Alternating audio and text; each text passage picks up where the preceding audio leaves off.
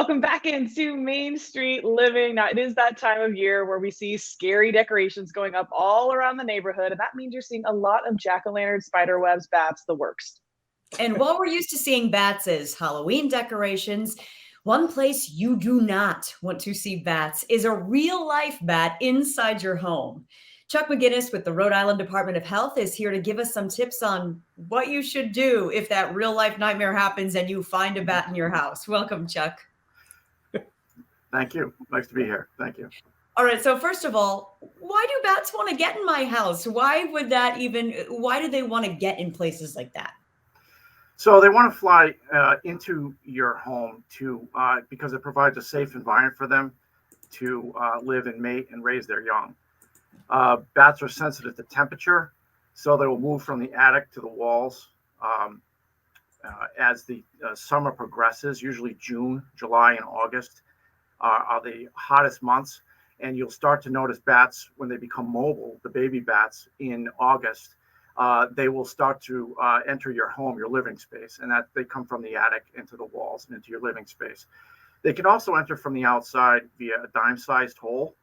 They can anything larger than that. Even they can scoot underneath doors even. Small screen openings, air conditionings, the side of air conditioners, leaving a window open or door open at dusk, or damaged or rotting shingles, or even damaged soffit and fascia on the outside near your roof. They will slide right in there, and they'll try to seek warmth, and that's how they will get into your house, and they will not know how to get out. That's it, Chuck. I appreciate you giving me an out for having to go in our attic to get down decorations for Halloween, Christmas, Thanksgiving. Thank you so much, Chuck. I appreciate it. So I got to ask you, like, if you do see a bat in your house, what should you do? So if you do have a bat in your house, what you want to do is you want to try to catch it. Okay. Now let's say if you are able to catch it, what you want to do is obtain a Tupperware container, a clear Tupperware container with a top, like a Ziploc or something. Seal off the window, shut the door, shut the windows. The bat is in. It's going to be difficult to locate, but when you do locate it, take the Tupperware container and put it over the top of the bat. Obviously, before you do this, don yourself with PPE, a mask, glasses, like a long sleeve shirt and gloves. And then you put the top over the bat. You take the top of the container and you shimmy it underneath the bat. Seal it, secure it, and then put little holes in it so it can breathe. At that point, you would give the Rhode Island Department of Health a call. Or if it's in your own, if you're not in Rhode Island, you would call your local state health department's rabies control program. And then they would assess the situation and determine if it's something that we would need to test.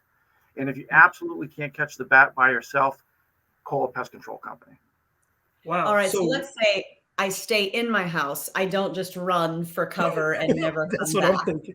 If I do that, Chuck, why is it so important to follow exactly what you just said? So bats carry rabies, okay? And rabies is fatal. You will die if there's a transmission of rabies and you are not treated appropriately. Only less than 5% of bats actually carry rabies, but rabies is transmitted in the saliva of the animal, and you can be exposed either from a bite or through mucous membrane exposure, your eyes, your mouth, your nose, or into a fresh open wound. Okay. All right. So you just answered my next question is, do we have to be bitten by a bat to get rabies from it? So you're saying it can be transferred through saliva. Yes. So the issue with bats is, first of all, as far as the chance of getting bats, the possibility of exposure is much less if you aren't bitten by a bat. But the issue is when you're sleeping in proximity. So if you're sleeping and you wake into a bat in your bedroom, we don't know if that bat could have literally bitten you. The fangs are so small, they could inflict a wound that actually closes up within 1 to 2 minutes. So, my apologies, 1 to 2 hours. And if you awaken and you're not aware of that, there's a potential for transmission. So, and in this situation, if we do not test the bat, we have to assume that bat was rabid. And if it is rabid, if we do have to assume in that situation, we have to provide post-exposure prophylaxis, which is very expensive and it's very time-consuming for the patient.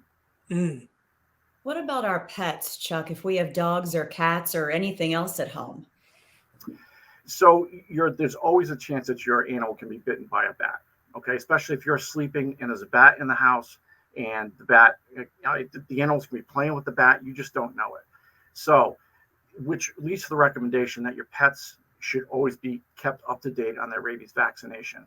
So if there is an exposure with a bat in the house and your animal, there is an animal in the house, you will need to contact your veterinarian to get a booster shot, a rabies booster shot for that animal.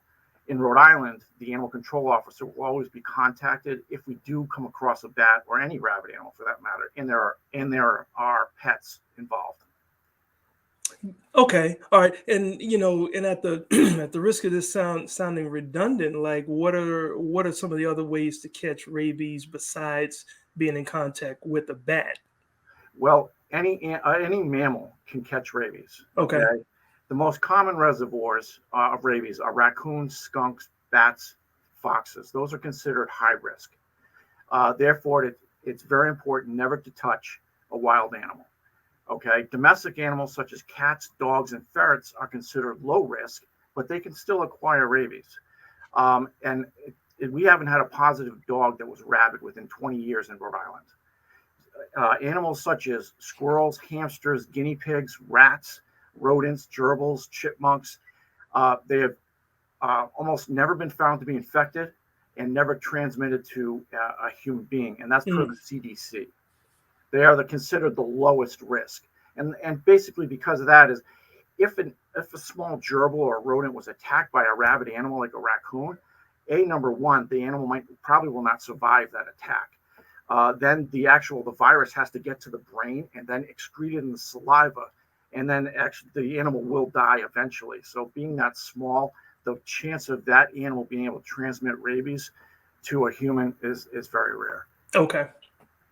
So Rhode Island Department of Health, if you want more information, Chuck McGinnis, thank you so much for joining us. And your own local Department of Health has more information about bats as well. Chuck, thank you. Yes, thank you very much. Appreciate it. Awesome. Well, Brandy, coming up next, we don't have to worry about catching any rabies or anything because we got a recipe that's healthy and delicious. So let's get our mouths ready for that. We'll be right back.